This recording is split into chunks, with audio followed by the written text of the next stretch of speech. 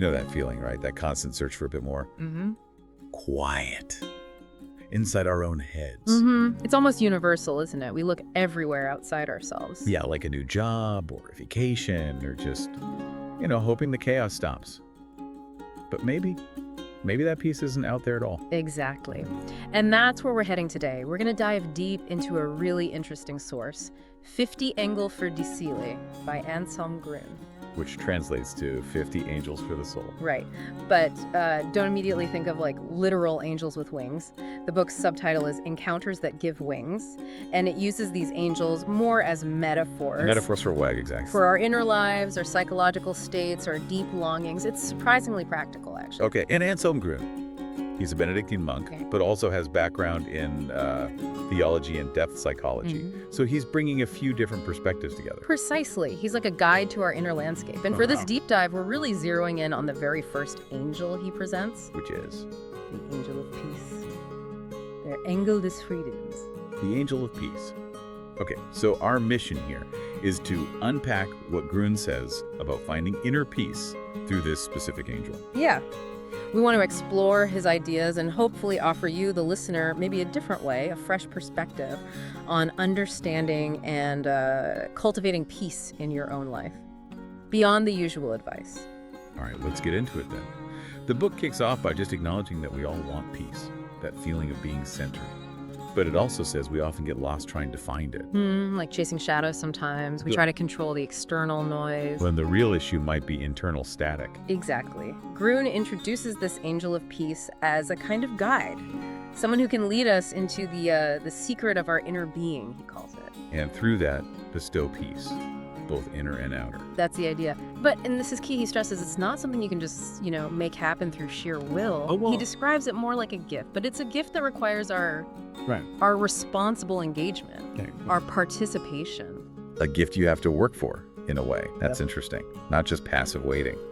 So how do we participate? Well, one way he helps us understand is by looking at language. He explores how different cultures conceptualize peace.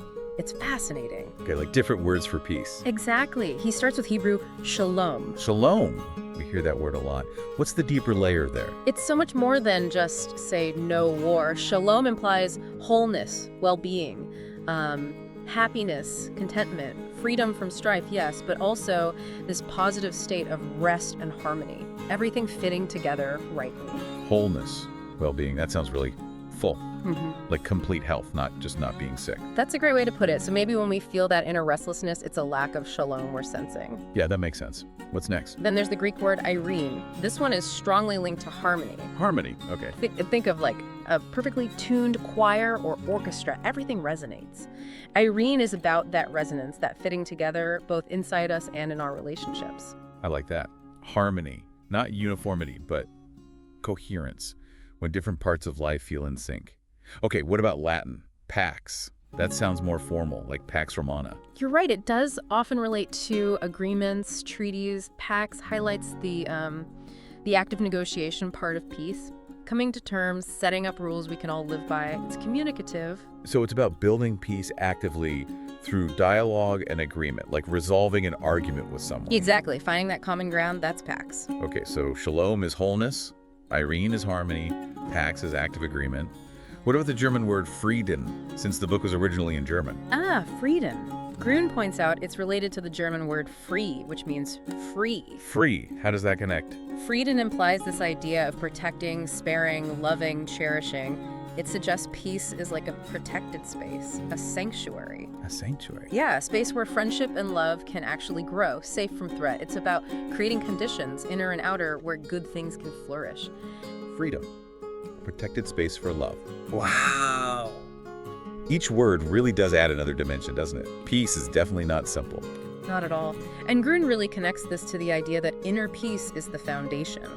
You can't really have lasting outer peace without sorting things out internally first. We need to protect that inner space, you said. Protect it from what he mentions, enemies of our soul.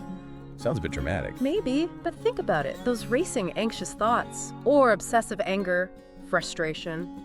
Grün sees these intense, passionate thoughts and impulses as potential enemies that can wreck our inner calm if we let them run the show. Okay, yeah, when worry just takes over. So how do we defend that inner space? He talks about how monks used to do it. He does, briefly.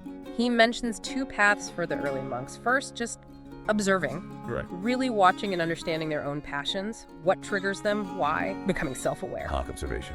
And the second. Was learning to confront and almost befriend those passions, not just fighting them or pushing them down. Befriend them, like make friends with my anger. That Yeah. sounds odd. It does seem counterintuitive, yeah. But the idea is that suppressed stuff doesn't just disappear, right? It can fester, cause internal conflict, or we might even project it onto other people negatively. I see. So by understanding and acknowledging the energy without letting it control you. You can integrate it somehow, move towards that inner harmony that Eirene we talked about. It's like knowing your car's engine to drive it well, not just ignoring the weird noises. That makes sense. Ignoring things rarely works. Now, he also brings in Jesus, doesn't he? As a bringer of peace. How does the theology fit with the psychology here? Grin connects Jesus' core message of love directly to peace. He suggests that true peace isn't just about feeling good yourself. It naturally makes you more aware of other people's needs. Okay. And it involves being willing to reconcile, to compromise. It extends that inner harmony outwards. So it's not a selfish goal, it connects us. Exactly. And that leads right into how this applies to you, the listener. Think for a moment. What usually stirs things up inside for you? What disrupts your peace? Is it those thoughts, conflicts, worries? Yeah, definitely a mix. Work stress, relationship friction. Sometimes just my own internal critic, honestly. Right. So now think about those different facets of peace we just unpacked. Wholeness, Shalom. Harmony, Eirene. Agreement, Pax. Freedom and protection, Frieden. Love. Okay. Could looking through one of those lenses help with your specific challenges? If you feel fragmented, maybe focusing on Shalom, on wholeness is the way in. Or if there's lots of internal conflict, maybe aiming for Eirene, that inner harmony. Precisely. And if it's friction with others, perhaps remembering, Pax, the active work of finding common ground, seeking compromise could be helpful. Yeah, that could be a real game changer in some situations. Because the peace Grun describes through this angel, it involves seeing everyone's needs, seeking solutions that create harmony for all, not just, stopping the fighting for a bit.